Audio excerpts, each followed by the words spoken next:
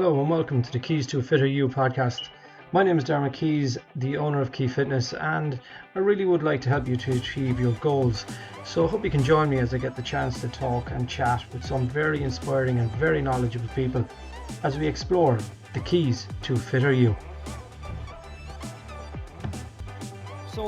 So you know what I'm about. Nowadays, I have a private group that is on Facebook, and I'm trying to bring in people that will add a bit more knowledge to what they're doing. You know, so I never claim to be a nutritionist or a dietitian, or I'm a fitness instructor, and I don't like to veer too much into the subjects that I'm not what you'd call 100% at. You know, I'd have the basic Good knowledge. policy. So I just think there's professionals out there for that, and there's professionals out there for this. So I won't go to a dentist if I want my appendix removed. So I'm just going to get introduce you. So this is Richie Kirwan, a man I've worked with in the past, and originally I worked with him with Be More Nutrition. That was my first introduction to Richie in the gym. And he's now running the Health Scientist podcast, which is extremely good and well worth listening to. Some of the stuff you're coming across is very good, Richie. But look, I'm going to let you introduce yourself properly and give yourself the full rundown and give people a full idea what you're about. So over to you, Richie. Sure, yeah, I'll keep it relatively short. So, yeah, as you mentioned, my name's Richie. I'm originally from Rathgarmick. I got into nutrition in the way a lot of people do, in that I used to be overweight. I was never particularly into fitness or sports or anything of that sort. So I wanted to find a way of losing weight, and I did that when I was about 14 or 15. I started reading books on nutrition, and at one point I thought, oh, this is what I'm going to get into. But when it came around to deciding what to do in college, the parents kind of talked me out of nutrition because, and this is going to age me significantly. I said back in those days, nutrition wasn't considered a feasible career option for people. It was an apprenticeship, Richie. Yeah, exactly. To be honest, for my family, I should have been back on the farm milking cows. But my parents managed to convince me to just do a general science degree. So I did that, loved science, but went off working for a few years abroad. But nutrition always stuck with me. It was always something that I found that I could apply to myself and to my own life every single day. And it was always something I was happy to read about, to research, to talk about. And at one point I just said, look, I need to do this more professionally. And I decided to do my master's in nutrition. So I went back to school after years, did my master's in human nutrition and metabolism in Barcelona. I set up my company Be More Nutrition, which I still run over there, and I worked as a nutrition consultant for a few years. Then I moved to the UK, and I decided that I wanted to get into research even more. So now I'm doing my PhD in Liverpool John Moores University, and I'm doing it in clinical nutrition, and I focus on how to increase muscle mass and strength in older people with the hopes of reducing their risk of having heart attacks or any kind of cardiac events in the future. Very good. And we kind of focus on body composition, so muscle and fat mass and distribution and things like that. So a little bit of a mixed bag, but I love it. So, and that's what I'm doing now. That's good. It's good. You actually you answered the question that I had in my mind there. Well, basically the chicken and the egg. Which came first for you? Was it the training, or was it the nutrition? What was the first thing that floated your boat? Like you said, you were after weight loss. What was it that? It was definitely the nutrition for me. And through the nutrition, I got into fitness and health and stuff like that. And I got a major love for weight training and resistance exercise. But when it came to focusing on what I wanted to study and what I wanted to really get into the nuts and bolts of, it was nutrition. Right. I didn't want to try and focus on too many things. But nutrition is really what floats my boat. No. For most people, it's normally the other way around. You start your gym training, and all of a sudden, then you're buying the magazines and you're looking up what you should be eating and you shouldn't be eating, and it's I would have always assumed that it would have been the other way around, even in your case, that it would have been the training, then so it's nice to hear that it's actually nutrition is actually your thing, because there's lots of people that add it on. So look, I have lots of people in the group, and I've been training people with years and whatever, and I'm just going to be really blunt about this now, Richie. What's the magic bullet? How do I lose weight, and what fat burner do I need to take that's going to make me have a six-pack? See, I'm a terribly unpopular nutritionist because I can't lie, unfortunately. And the truth is, there's no magic bullets. And if I was actually to say to somebody who's looking for a magic bullet, if I was to say what the magic bullet for that person is, I would say stop looking for the magic bullet, because it doesn't exist. And right. I think, and I'm going to say this speaking from my own perspective, because I spent years looking for the easy way to lose weight and to look better. And I've done everything. I've tried every diet under the sun. I've tried a load of different supplements and stuff like that. And it was only when I realized that there was no easy way out that I started making actual progress towards what I wanted with my physique and with my nutrition and with my exercise. I realized you have to put the work in. That you have to make a lifestyle change. And that comes to your exercise, that comes to your nutrition. And that's when the magic starts to happen, when you get it out of your head that there's no real magic, because then you're just like, right, I need to put in the work. Let's do it. Yeah. And is that what probably, would that be a frustration for the science, we say, based community? We say, is the science end of things, we say, the unsexy side of the fitness world? Like, has it become a situation where I have a six-pack, I'm after going on Instagram, I have 2 million followers, and I'm just going to go up and say, well, right, look, buy this tub of protein, Lash, do what I'm after doing, whatever. And is the fitness industry creating, we say, more eating disorders and more problems than they're willing to admit? Like, as a scientist, that surely must aggravate you. Must. Yeah, so there's a lot to that question. Okay, the first thing is I'll say is, yes, social media has a lot of stuff to answer for. Okay, right. I use it every day, but I also consider it a necessary evil. Yeah.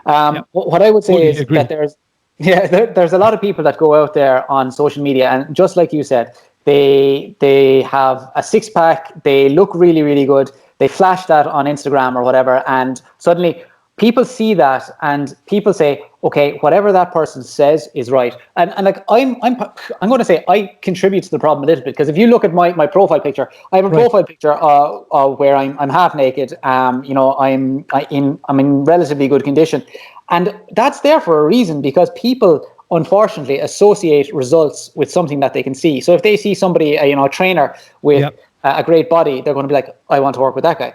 Yeah. But the vast majority of people here's the thing, somebody who's good at something isn't necessarily good at teaching other people how to do it. Okay. And you'll get a lot of people who, they look good and they'll say, okay, do this, or this, and you're going to look, thank you, they're going to look absolutely fantastic. But it doesn't work out like that. And, coaching somebody from a position where, they may never have exercised, or they don't really know anything about nutrition, and coaching them to a position where they do know about nutrition takes a lot of time and it takes a lot of effort. But it is very, very worthwhile in the end. But then you've got these individuals who they're telling people, you need to, like for example, what a common one is, cut out carbs. You go on a keto diet straight away. And, that's fine. It'll possibly work for some people because it's an easy way to cut out calories. But the thing is, it's very, very easy. And you brought up eating disorders, and I think it's something good to bring up. But it's very, very easy to mess with somebody's way of thinking when it comes to food. And you can go to somebody and say, okay, cut out carbs. Carbs make you fat. That person is now afraid of carbohydrates. They are afraid of any food that has carbohydrates. They're going to go to for example, they'll go to their son's or their daughter's birthday party, and everybody's having cake, and their son goes, Mommy or Daddy, will you have some cake? And it's like, I can't have that cake. I get fat straight away. Nuts. Which it's absolute ridiculous. And that is disordered eating. It might not be a full-blown eating disorder, but it's a terrible relationship with food. And a lot of people are driving individuals towards that. And we have to realize that, there's a lot of different ways to diet. There's a lot of different ways to get in shape. But I think ultimately people want to have a good relationship with food. They want to be able to enjoy some of the foods that they love, and they still want to be in good shape as well. And it's not easy to do that. No. And that's why I think there's a lot of charlatans out there on social media. Yeah, and that's why, as I said there at the start, I personally don't like giving a whole lot of nutritional advice. I can give the general stuff, avoid the overeating of X, Y, and Z, or just basic stuff. I am not qualified to do that. So I fully agree with you there. There's so many people there they'll do a weekend course online on nutrition, and then they'll start spouting advice left, right, and centre. They'll put someone on a mad low-calorie diet or something like that. They'll immediately put up, after 2 weeks, 3 weeks, transformation pictures on their pictures on their Facebook, their social media, whatever. But they don't show 6 weeks later when everything has gone back to normal. They only show the immediate, instant change that a person may or may not even get. But you mentioned when someone comes to you first, have you a kind of a set routine that you'll go through with somebody? Say they present to you and they say, look, Richie, I'd like to do something, do work with you. Have you a particular base point that you will go to with them starting off? I remember the day I spoke to you, we actually spoke in the Spar garage, and you were very, very much interested in the amount of sleep or stress I would be going through. That was something that was very, very big with you. Because I distinctly remember I was coming away. I came away that day thinking he wasn't really worried about what I was eating. He was more worried about the other side, what it was I might be doing away from food, away from training, away from work. It's the other bits. Have you we say your starting point? What's your first thought when you? Well, so to help me with that, like what I do with people, it's constantly evolving. Like, the more I learn, the more I kind of add things. So nowadays, so obviously we had a face-to-face meeting. I'll still speak with everybody by phone or by Skype.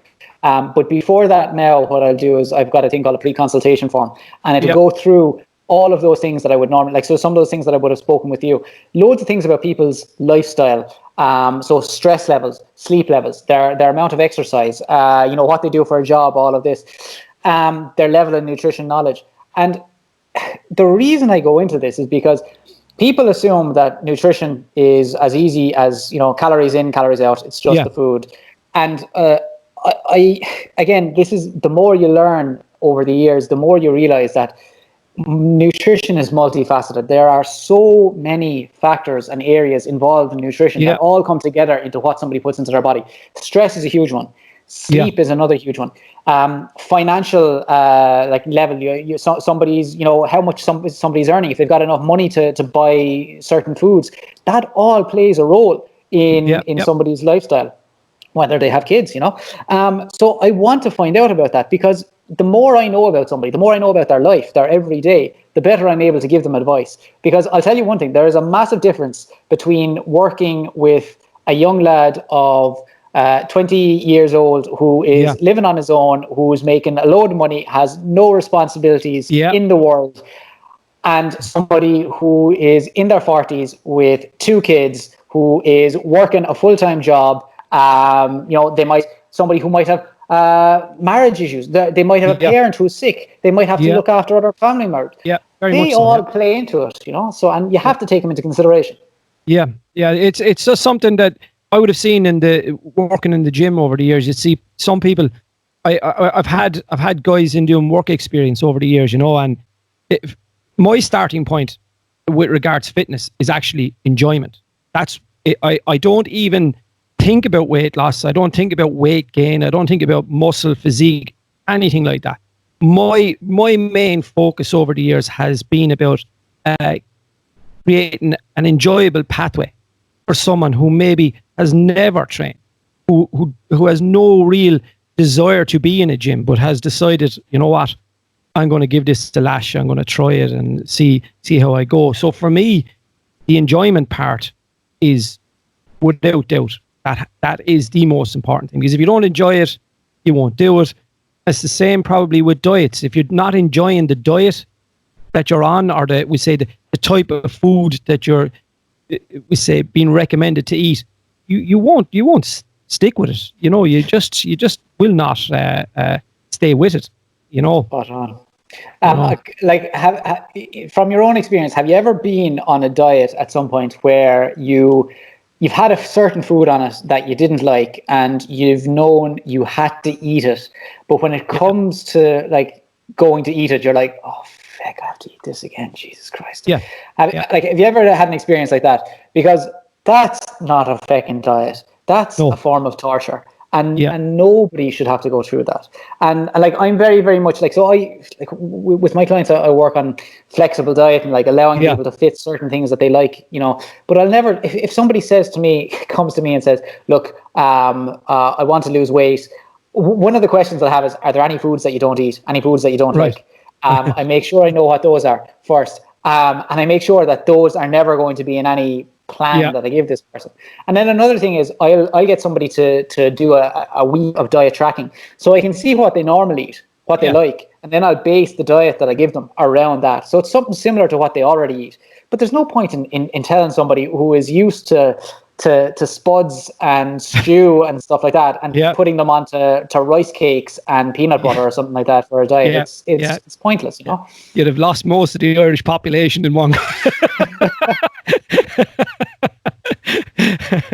So now, like with foods and stuff, is there anything such as good food and bad food? You know what I mean?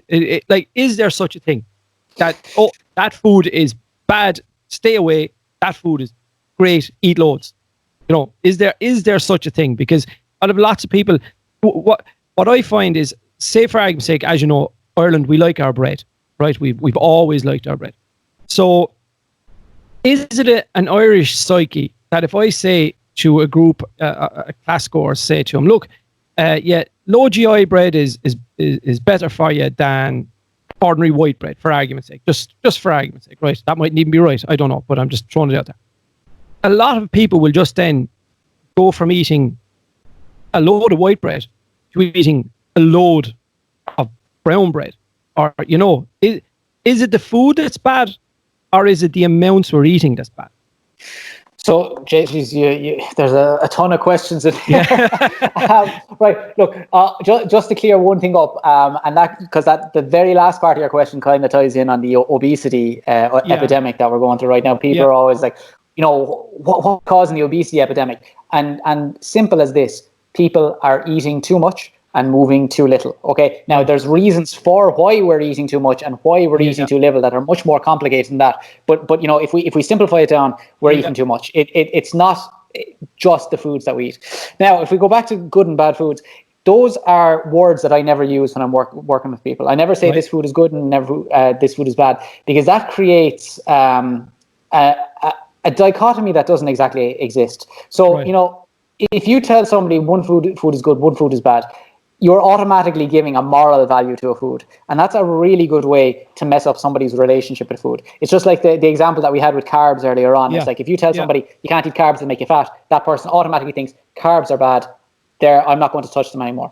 So what you have to do is you have to make people realize that food exists. So instead of saying we've got good foods and we've got bad foods, I like to think that we have foods on a spectrum, right? So we've got, you know, and it's a continuous spectrum.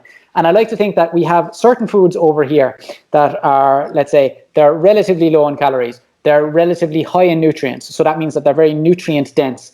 You know, they have a lot of health benefits.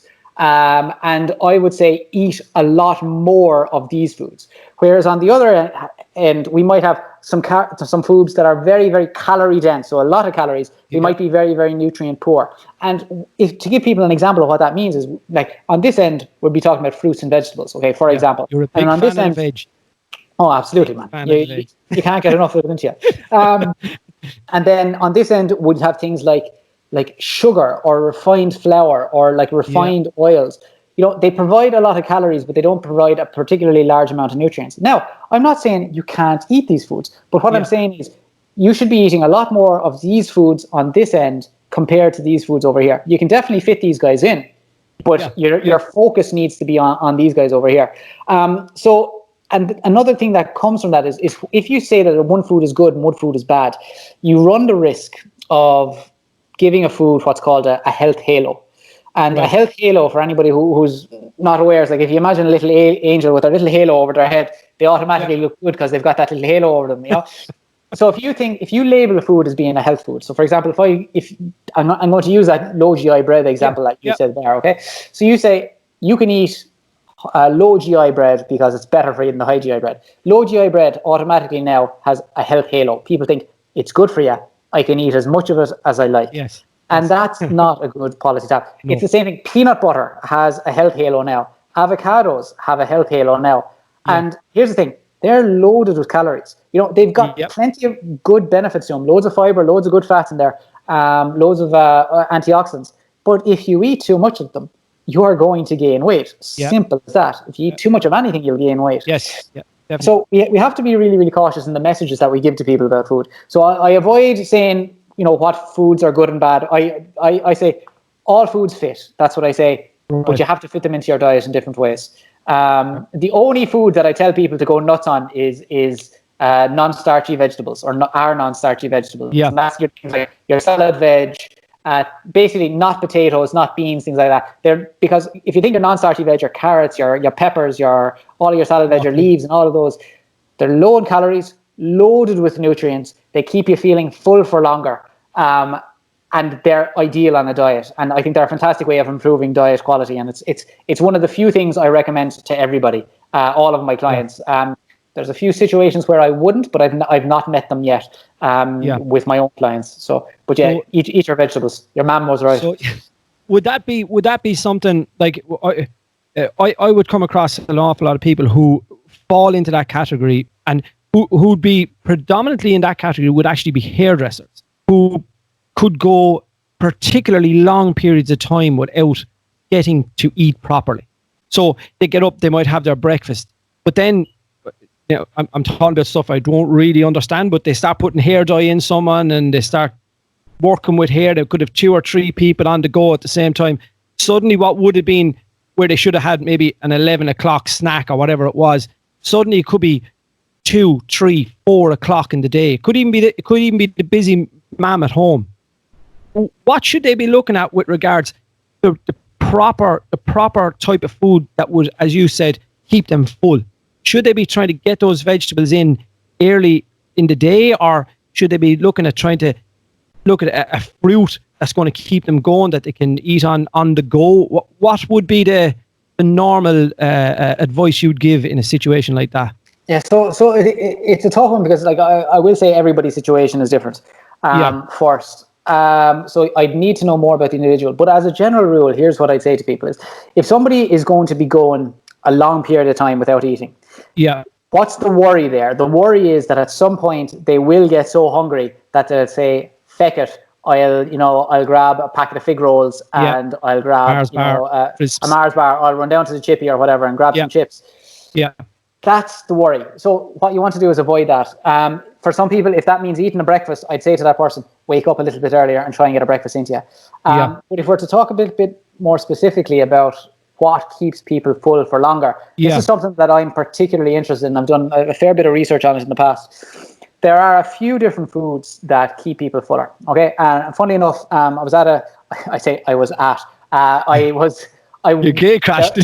No. There was a conference over the past 2 days, a nutrition conference here in the UK. But obviously, it was a web conference now because of Corona, right? Yeah. So the focus of this conference was all protein. And they were talking about protein as a way of improving satiety, keeping people feeling fuller for longer. Right. And if you think of it like this, you've got your proteins, your carbs, and your fats. Everybody's heard those more or less. Yeah. Protein has the best effect on reducing people's appetites in the future. So that means that if you eat some protein now, it's going to keep you feeling fuller for longer than most other foods. Yeah. And we know that a fairly good dose to aim for is 25 to 30 grams of protein. So, that might be like a chicken breast for some people. Get a chicken breast. Yeah. Now, I'm not saying just eat a chicken breast on your own. There's more to it. So there's other things to consider, right? So protein is a big one. And I would say get a good source of lean protein. And why I say lean protein is going to be lower in overall calories. Okay, so it's plenty of protein, not much fat or anything else. Other things that contribute to feeling full are food volume. And what I mean by that is how much space does a food take up? And a good example of that would be like if you ate a salad and it's full of salad vegetables, full of cucumbers, it's full of tomatoes, it's full of peppers, lettuce, all that. That's a lot of volume. There's a lot of space that it takes up in your stomach. Yeah. So that's another good thing to have. And another good thing about those vegetables is they contain a lot of water. And that is also adding to the food volume. That keeps your stomach fuller for longer. Yeah. Now, another thing that they have, fiber. Fiber slows down your digestive tract a little bit. Well, it slows down digestion from your stomach. So it keeps you feeling a bit fuller for longer as well. So having high fiber foods, so like vegetables are one. Another one are whole grains. A great one is porridge because of the particular type of fiber that are in oats. They form a gel much more easily and they keep you feeling fuller for longer. So that's another good one. So we've got protein so far. We've got your food volume. Okay, so plenty of vegetables. The water content of those foods. Even there's evidence to show that having a soup before a main meal will reduce the amount of food that you eat at the main meal. So soup or having a drink before a meal will help to reduce the amount you eat. You obviously haven't been at an Irish wedding. I think it's because there's too much focus on liquids beforehand. Too much of it makes it in. You have to have it with food as well.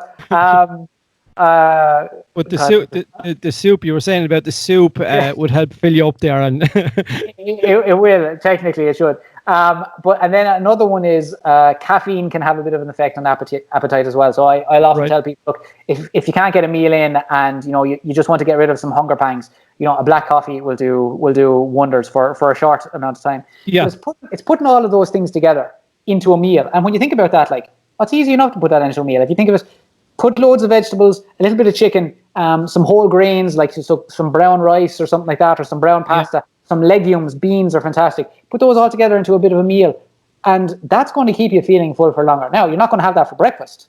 So for breakfast, I'd say have a bowl of porridge. Get plenty of fruit into it as well. Put some protein powder into that porridge, and that'll keep you feeling fuller for longer. But because people are all individuals, experiment. Try different things, because I know plenty of my own clients actually in the past have said to me, porridge just doesn't fill me up. I'll have a bowl of porridge and I'll be starving after 2 hours. Right, we need a different option for you. So you have to continuously look at different things and different options for people. Yeah, I actually had a very similar situation with that with a girl for years, obviously, like the fitness industry. Oh, what should I be drinking? And the go-to for years, have some green tea or coffee, and for breakfast have porridge, whatever. This girl could not eat porridge and could not drink green tea. The green tea and the porridge would actually bloat her up and completely mess up her system.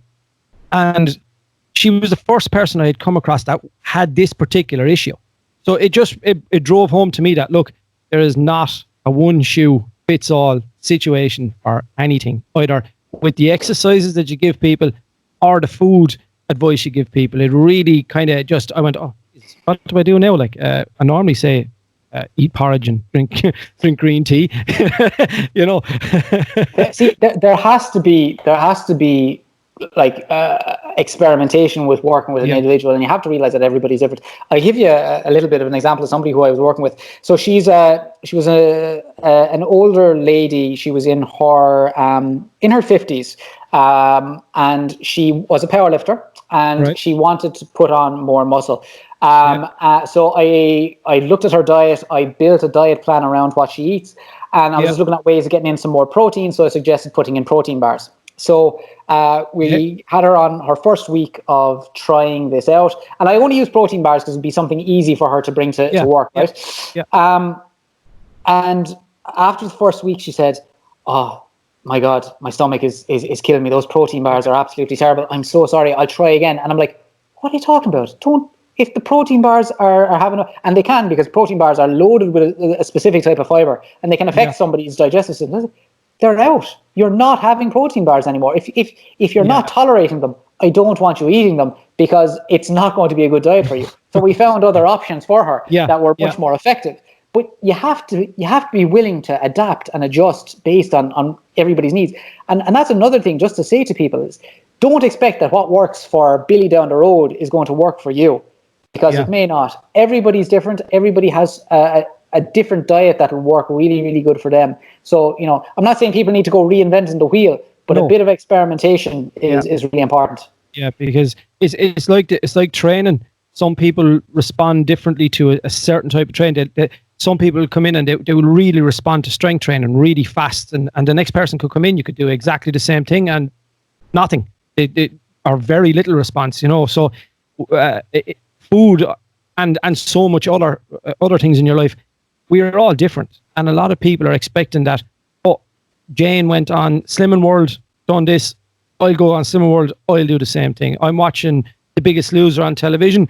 Oh, he lost 16 pounds in a week. Why can't I lose a pound? And it's frustrating for people. It's hard for them, and there is so much going on with nutrition, and so much going on with fitness, and there's so much.